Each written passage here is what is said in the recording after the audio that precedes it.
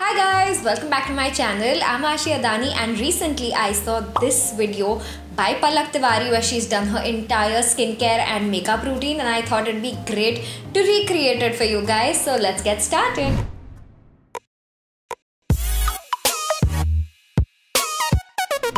I am PALAK Tiwari and today I'm going to be taking you through my getting ready process for a long day of press interviews for Kisi Ka Bhai, Kisi Ki Jaan. So we have the video right here in front of me. I'm going to keep it in front of me, watch it and try to dupe the products. By dupes, I don't necessarily mean they're very affordable. They're products that A, you can find in India, B, they perform similar to the products she's used, and C, they're still lesser in price compared to the products that she has used. So I like to use a little mini face pack that just cleans my pores. I have the most clogged pores around my nose area, so I concentrate this mask here. Okay, so she starts with a pore refining mask. She's using one from Tatcha. We don't get that here in India and it's ridiculously expensive. So I'm going in with the Benefit Deep Retreat Professional Pore Clearing Mask. As you can see, I've already used up this mask and I really like it.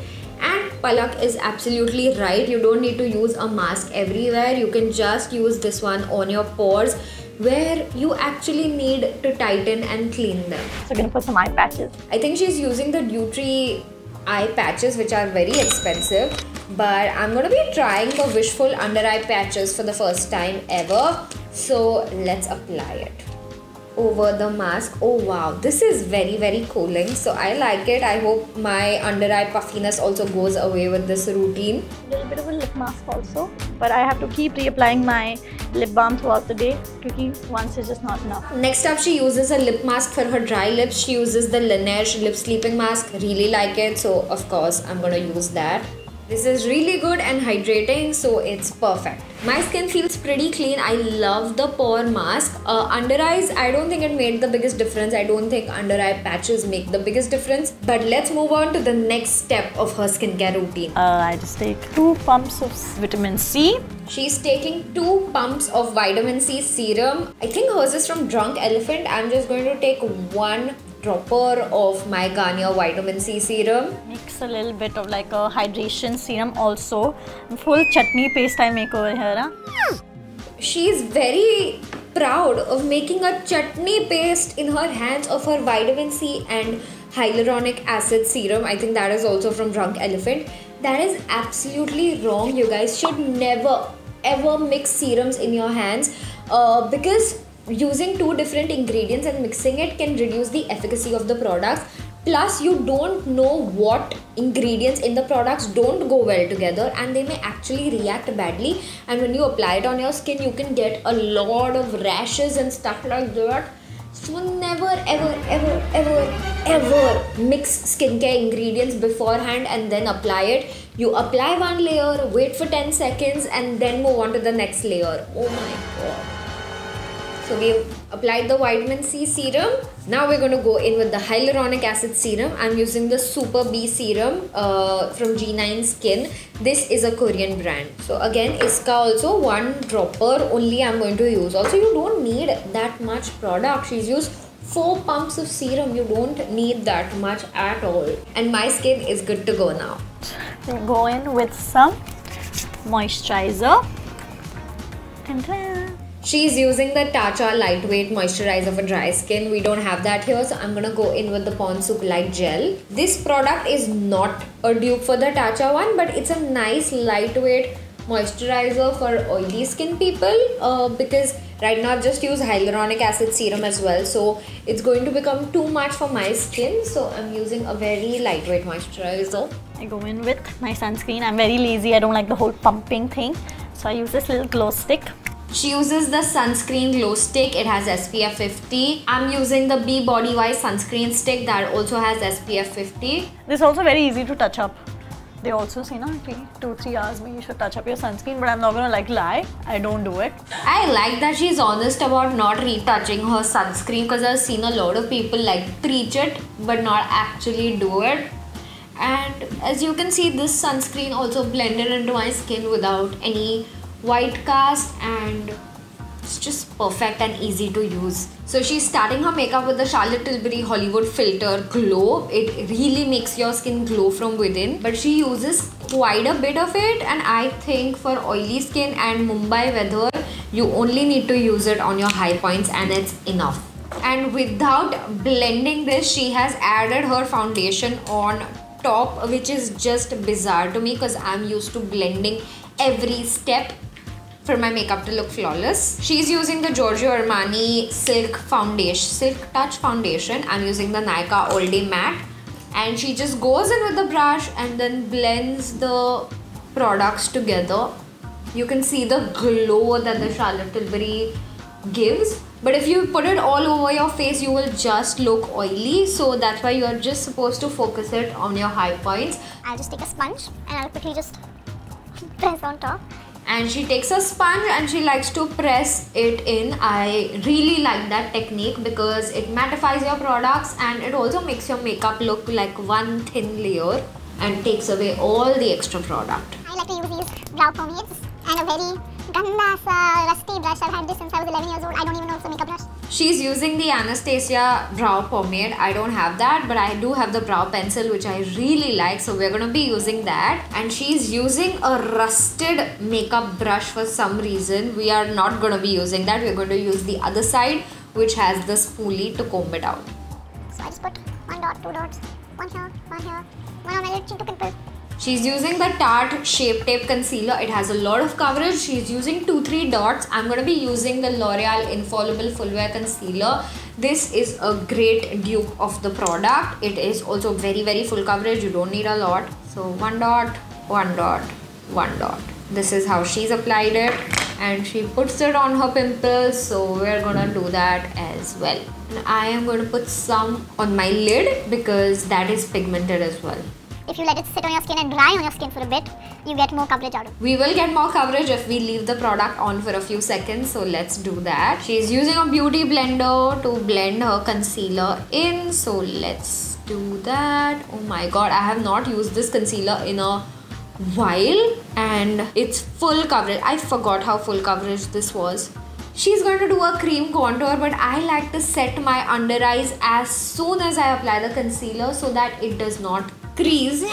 But we're going to use a cream contour. She's using Patrick Ta. I'm going to be using the Charlotte Tilbury Hollywood Contour Wand. So she's taking a brush and doing it. I actually appreciate that because it gives you a lot of control than applying the product directly onto your skin, and she's doing a very light layer. So we'll also do that quickly before my under eyes starts creasing. A lot of foreign YouTubers rave about this product, but I actually think the applicator dispenses too much product that you don't need at all. So I anyway like to go in with my brush so that I can control the amount of product that I'm putting on my skin, which is not something other people talk about. I don't know why. I was so disappointed the first time I tried the product because so much of it came out, but it is a beautiful bronzy color. As you can see, it works well for Indian skins. I love this one. Okay, I'm not gonna lie. I saw this on Reels and I was like, I need to have that in my life. And now I have it in my life because I'm still a sheep.